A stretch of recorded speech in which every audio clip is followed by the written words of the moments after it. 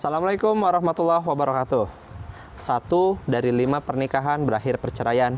Ini menurut data yang didapat dari Dirjen Bimas Islam Kemenak RI pada tahun 2015. 4 sisanya yang kira-kira masih bertahan dalam pernikahannya. Masihkah ia pasti akan selalu harmonis?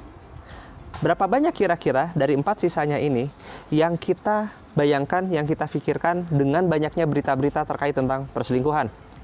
Atau berita yang tidak masuk perselingkuhan sekalipun, berapa banyak suami istri yang sebetulnya bertahan namun hanya sekedar bertahan demi anak, mungkin hanya sekedar bertahan namun tidak merasakan klop satu sama lain. Ada banyak unek-unek yang terasa namun tidak tersampaikan keluar, tidak bisa disampaikan, tidak bisa dikomunikasikan baik-baik, sehingga hanya menjadi asumsi dalam kepala saja. Berapa banyak yang seperti demikian? Berapa banyak suami istri yang merasa tinggal dalam satu rumah yang sama, tidur dalam satu kamar yang sama, tidur dalam satu ranjang yang sama, satu selimut yang sama. Mereka menjadi roommate namun tidak merasa menjadi soulmate. Nah, maka sebetulnya hal-hal seperti ini pun menjadikan kita ada rasa sebuah penasaran yang mendalam. Kira-kira apa sih jodoh itu? Bagi orang-orang yang belum menikah mungkin bertanya-tanya, penasaran, apa jodoh itu, siapa jodoh itu, betulkah yang selama ini, mungkin ada yang pacaran yang selama ini membersamai saya itu adalah jodoh saya. Bagi yang sudah menikah, kadang-kadang juga kegalauan itu kadang-kadang muncul. Betulkah yang saya nikahi ini adalah jodoh saya? Maka sebetulnya jodoh itu apa? Sahabat-sahabat sekalian, jodoh yang saya pahami itu adalah amanah dari Allah, orang yang kita nikahi. Ya, jadi jodoh adalah amanah dari Allah berupa orang yang kita nikahi, dan itu sah secara agama. Itu adalah jodoh. Maka kalau kita melihat dari definisi ini, kalau kita bicara ada seseorang yang mau nikah, tanggal nikahnya besok, apakah sekarang masih jodoh? Belum tentu. Karena siapa yang tahu? Maut bisa jadi memisahkan. Atau siapa yang tahu misalkan nggak jadi nikah gara-gara hal-hal yang lain, jadinya kabur entah kemana dan tidak jadi. Pernikahannya tidak jadi. Nah, ini berarti bukan jodoh, masih belum jodoh. Batasannya kapan? Akad. Dan atau ada juga misalkan ada seorang wanita telah menikah sama seorang pria A, kemudian pria A-nya ini kemudian meninggal, kemudian cerai mati, lalu bertahun-tahun kemudian mereka kemudian menikah kembali. Misalkan perempuan ini menikah kembali sama B. Maka siapa yang menjadi jodohnya? Jodohnya tentu pada saat sebelum meninggal semuanya ini berjodoh. Kemudian meninggal, lalu kemudian ketika menikah lagi sama B, maka si B lah yang menjadi jodohnya. Itu di dunianya. Namun kalau di akhirat seperti apa? Siapa? Wallahualam. Ada hadis yang bilang, yang menjadi pria yang terbaik, suami terbaik itu adalah menjadi jodohnya di akhirat. Ada juga yang bilang, suami yang paling terakhirlah jodohnya, dan ini wallahualam. Tapi yang pasti jodoh itu sesederhana seperti demikian. Sahabat-sahabat sekalian, jadi sesederhana adalah orang yang Anda nikahi, Anda akad dengan seseorang. Maka juga ini bisa menjawab juga, kalau misalkan ada seorang lelaki kemudian melakukan poligami sampai 4 kali, sampai penuh kuotanya 4, maka jodohnya siapa? 4. Sesederhana itu. Maka kalaupun misalkan ada pertanyaan, Kang, gimana caranya saya bisa tahu kalau dia adalah jodoh saya?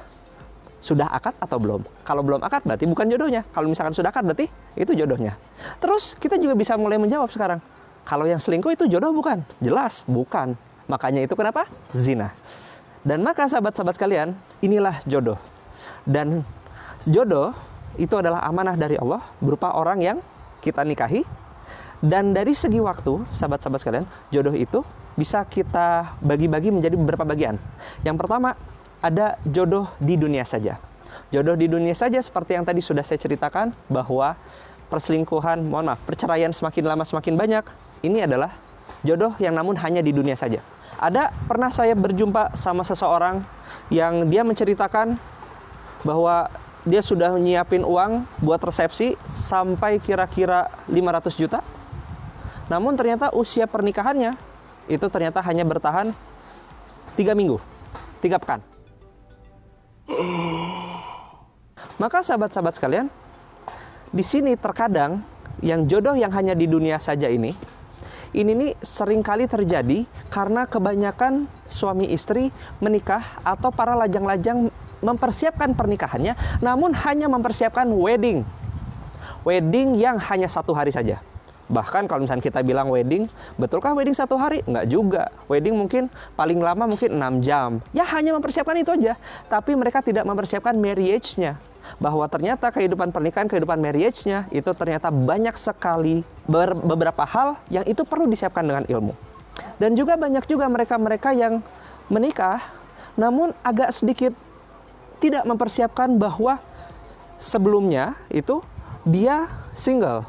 Tapi setelah menikah, waktu dia tetap 24 jam, ya. Waktu dia tetap 24 jam, beban dia, tanggung jawab dia bertambah, ya, peran dia bertambah, dan masing-masing peran dalam kehidupan kita tentu menuntut tanggung jawab dari kita. Dan di sini kadang-kadang banyak orang yang tidak siap sama hal itu sehingga terkaget-kaget. Maka di sini kenapa jodoh tipe 1 ini, saya menyebutnya jodoh tipe 1 ya, jodoh yang hanya ada di dunia saja. Ini nih sering kali terjadi itu diakibatkan kebanyakan orang-orang menjemput jodohnya namun hanya mempersiapkan wedding tapi tidak mempersiapkan marriage-nya.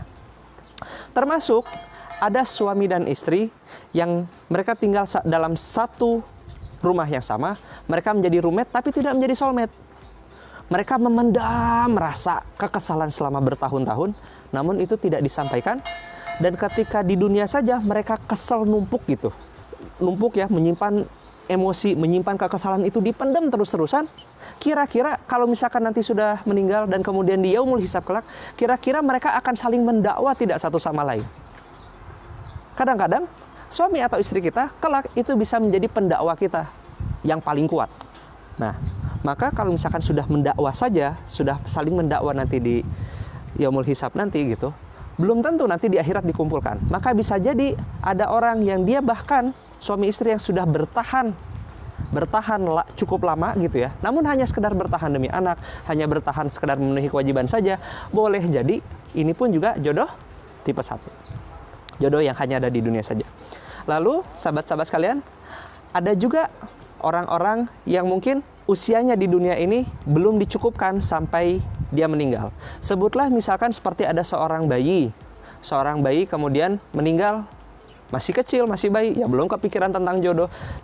Tapi insya Allah ketika masuk jannah segala kenikmatan diberikan, termasuk salah satunya jodoh, maka dia mendapatkan jodoh di akhiratnya saja.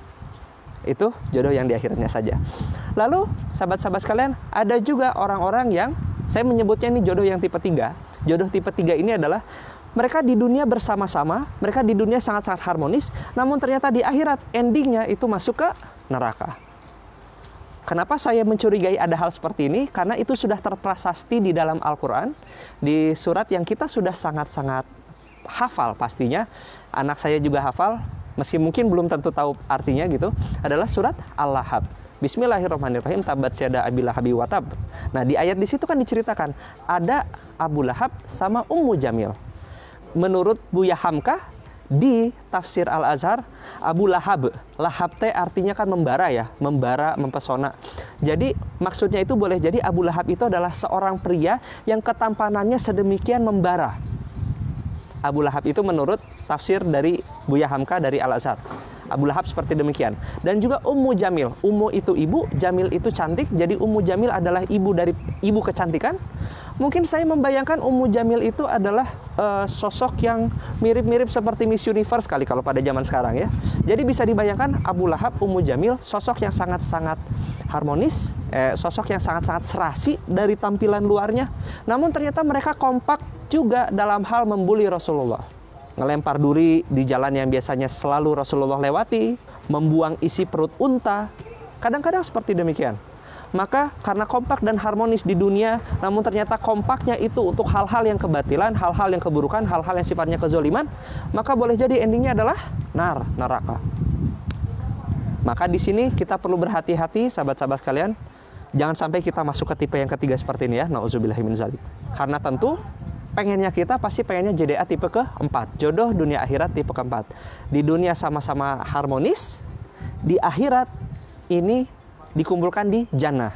Dan sahabat-sahabat sekalian, JDA tipe 4 ini adalah JDA yang kalau kita mau mewujudkannya ini yang paling menantang. JDA tipe ke-4 ini nggak turun gitu aja dari langit gedebuk. Nggak, Ini harus diperjuangkan terus-terusan setiap hari. Setiap hari kita belajar untuk saling memahami sama pasangan. Setiap hari kita belajar bagaimana memanage isi perbedaan-perbedaan kita sama pasangan. Hal-hal seperti itu semua, sahabat-sahabat sekalian, hal-hal ini yang perlu untuk kita manage, perlu untuk kita pelajari. Dan nggak cukup hanya sampai situ.